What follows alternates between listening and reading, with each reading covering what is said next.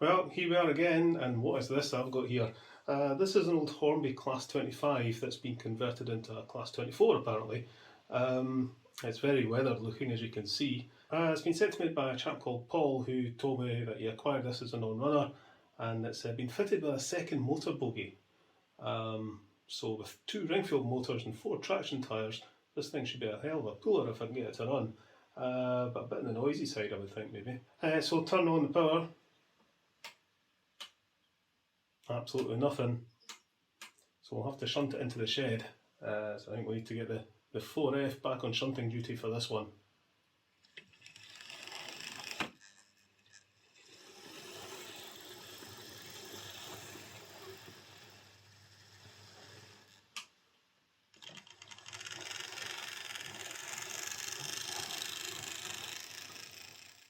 Alrighty then, let's get a look at this.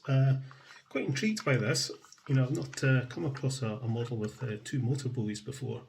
So obviously there's been some severe jiggery faffery been going on. There's quite a bit of reworking on the chassis there, a little bit crude.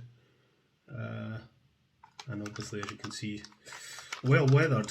And it looks like somebody's tried to fit a pickup here. There's a traction tyre missing. I mean, I wouldn't have thought you need another pickup, because you pick up from this side on this bogie and you pick up from that side on this bogie. So you shouldn't need any additional pickups. Maybe that's why there's not a right, okay, I see what's been going on. So they've put a non-traction tyre wheel on there. So there's only 3 traction tyres. And I think the idea has been to fit a pickup onto there. Right, okay. Because obviously that wheel's insulated from the axle because of the plastic gear. So where was that pickup wire going? We shall see. It'll be interesting to see how this has been wired up. I think these clips are quite loose. Yeah. So that's just coming off. Oh my word.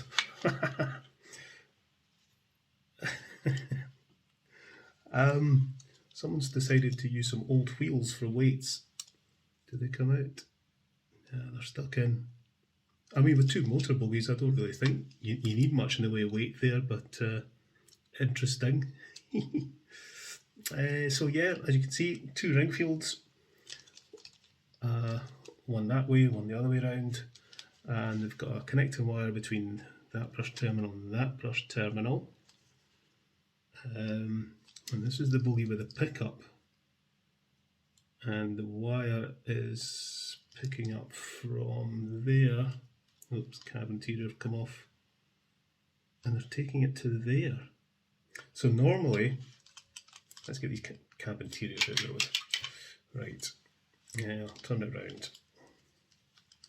So normally you'd have the ringfield motor in the back, and it would collect power from these 2 wheels, which would go to this brush, and the power for this brush would come from these 2 wheels on the front bogie via this wire. This one, the 2 wheels here are supplying power to this brush, and this brush is getting power from that wheel there. So maybe need to recreate that pickup somehow. I don't like where it is. I think there's maybe a better way to do that. So we've got 2 ringfield motors. You've seen me do lots of ringfield motors, so I'm not going to film servicing these. They should be fairly straightforward. Let's just try it on the test track, because if I spin the gears, that might just make it go.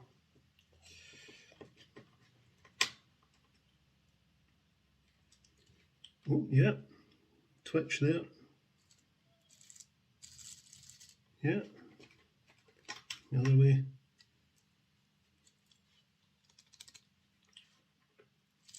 Yeah,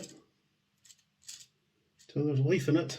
So we'll service the motors, we'll see if we can sort that second pickup there, and I think it'll run. So we'll undo that, take that out. I'll do them one at a time. But first I'm going to go and get myself a cup of tea. Just taking apart this first motor, and that's officially the dirtiest ringfield commutator I've ever seen. That's a bit better. So there we are, I've got my ringfield motors all serviced, put back together, put back into the chassis and connected up to the wires as they were.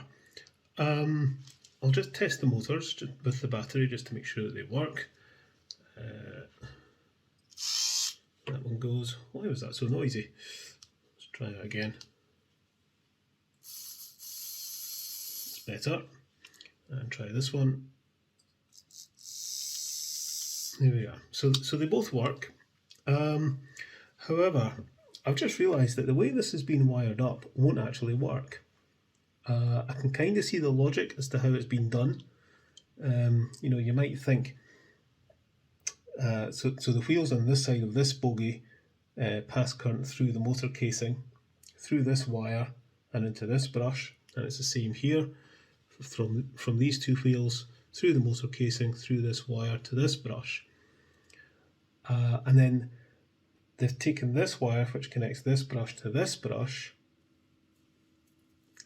but there's no pickup. And that's why they've added the little extra pickup to one of the wheels down here to try and create a pickup to this brush and then pass it to this brush. No, that's not what you do. And really the solution is quite simple. All you have to do is take a wire from the motor casing of this bogie to this brush and the motor casing of this bogie to this brush. And that just reverses what's going on either side. So the idea of the little pickup, I think someone, whoever was trying to convert this, got themselves into a little bit of a tangle and gave up. That's what I think. So yeah, we don't want that, and we don't want that. I think we'll just get rid of that, and we'll create a new wire to go from the motor casing of this bogie to this terminal here, and the motor casing of this bogie to go to the terminal there, and that'll work. Right, I'm just going to put a plug onto the end of this wire so I can plug it onto the motor casing. Not the best bit of crimping in the world there, but that should work. So I want to connect this brush here with this plug, put a plug in the end here, and that will slide on to the motor casing there. And then we want to do the same for this. We want to connect this brush to the motor casing down here. Okay, so plug this wire into that brush there, and then plug it into or onto the little part of the metal chassis that you can plug things onto. And there we go, that should work. Okay, I'll try and explain what I've done here.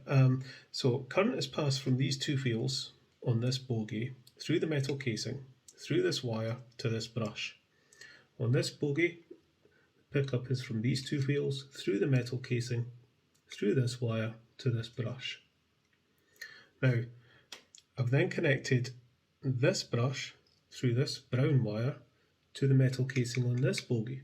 So the current that's been picked up from those wheels is passed not only to this brush, but through this wire to this brush.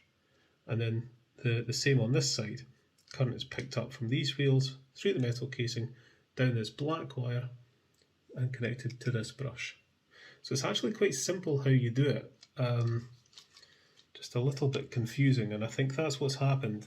You know, the little pickup that the person tried to fit isn't required, and I think what I might do is pull this wheel off and replace it with a traction tyre wheel, because there's no point in having that wheel just being metal. It might as well be a traction tyre wheel, get a bit more traction. Okay, let's put this on a bit of test track and see if it goes. I'm actually not too happy about the gears on this motor, they're very loose. Right, this better run. I mean, in theory, in my head, this works. So let's see what happens. Turn on the power. There we go.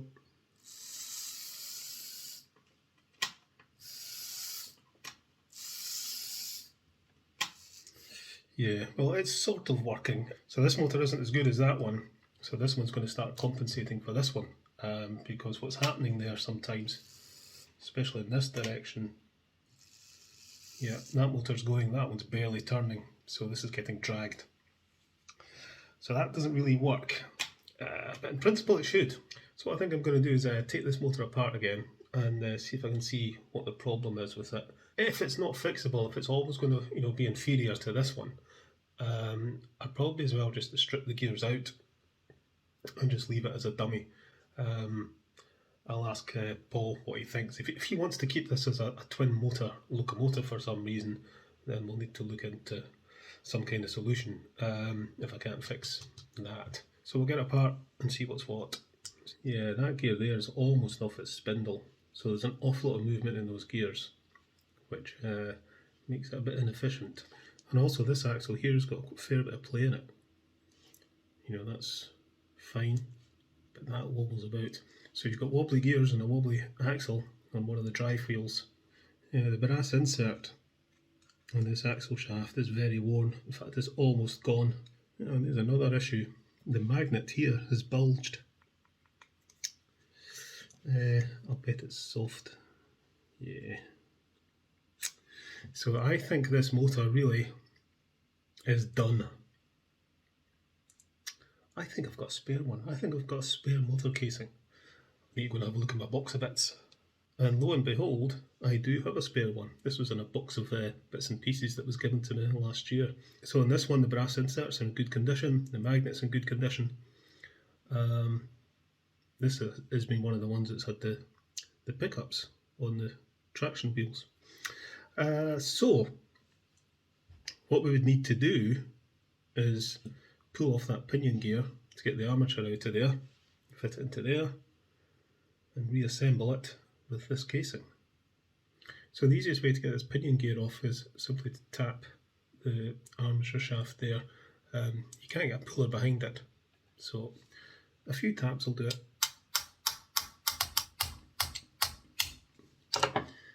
And then that should allow you to get a puller underneath it, like so. And then you can pull it off. Like that. Okay, pop the armature into the replacement casing, and then we have to push on the pinion gear. So push on by hand first, and then all I think I need to do is sit it over something with a hole like that and give it a tap. As ever, it's always harder getting gears on than off.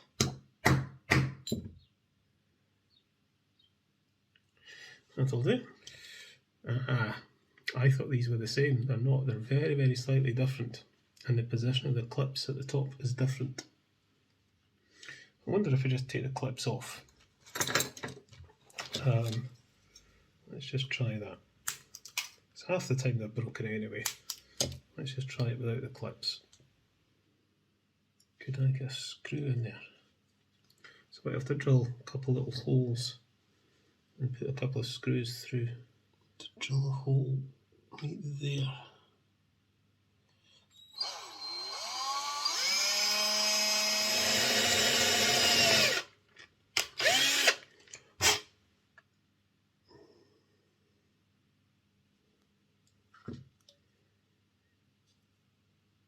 Cool, that'll do.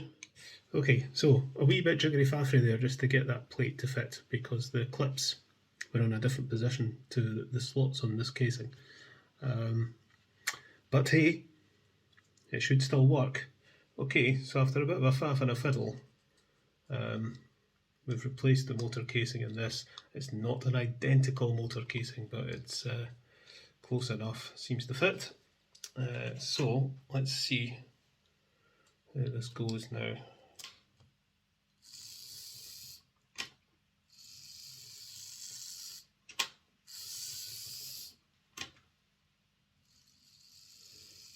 Yeah, that seems to be better. Okay, so that seems a lot better, but I'm going to go and quickly test it on the layout, just to make sure. Okay, let's see how this runs around the track.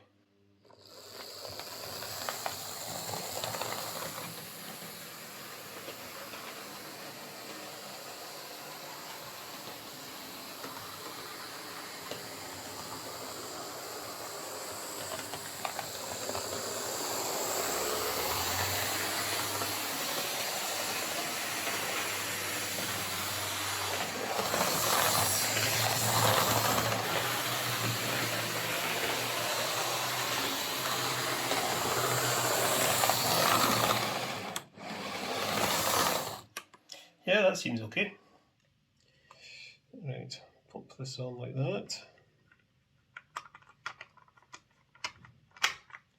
And there we go.